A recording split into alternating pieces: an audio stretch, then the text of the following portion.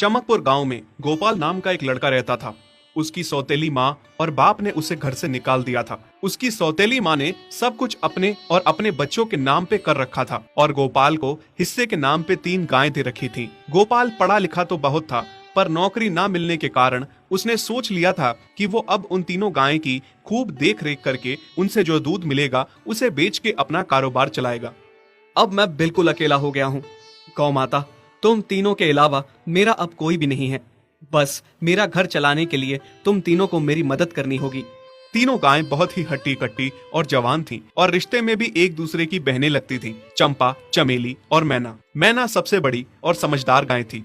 चंपा गर्भवती थी और चमेली को अभी अभी बच्चा हुआ था। वो दूध दे रही थी, जिसके दूध को बेच के गोपाल का थोड़ा बहुत घर चल रहा था। पर गोपाल को अब चंपा और मैना पे पूरा भरोसा था कि जब उनका बच्चा हो जाएगा तो वो खूब दूध देने लगेंगी और जिससे उसका कारोबार अच्छे से सेट हो जाएगा। देखा चमेली बहन, हमारे मालिक को कितनी उम्मीदें हैं हम तीनों से। हाँ चंपा, सुना मैंने, मालिक ने हमसे कितनी सारी उम्मीदें लगा रखी हैं।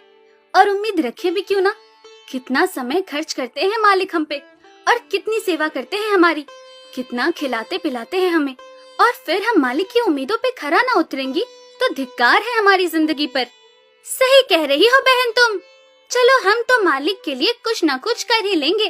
तुमने बच्चा दे दिया है, दूध भी दे रही हो, मैं भी गर्भवती हूँ।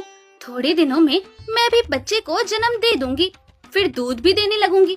लेकिन इस मैना दीदी को देखो, हम दोनों से बड़ी हैं, एक बार भी बच्चा ना दे पाई आज तक। क्या इसका फर्ज नहीं बनता मालिक के लिए कुछ?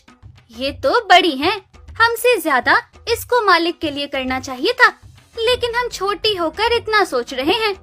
तुम दोनों ऐसा क्यों कह रही हो? क्या गलत कह रहे हैं हम? सही तो कह रहे हैं। कितने सालों से बांझ पड़ी हो तुम। ऐसा कैसे कह सकती हो तुम? बच्चा देना ना देना मेरे हाथ में थोड़े ना है।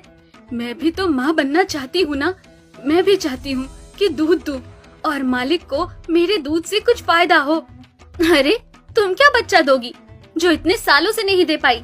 तुम ये ख्वाब लेना बंद करो कि तुम बच्चा दोगी और तुम्हारे दूध से मालिक को कोई फायदा होगा।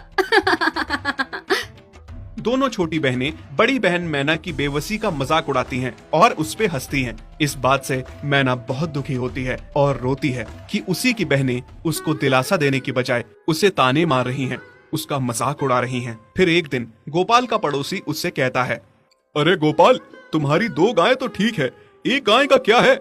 उससे तुम्हें कोई फायदा नहीं है, बेच क्यों नहीं देते उसे? अरे नहीं नहीं भाई साहब, बेचना क्यों उसे? अभी बच्चा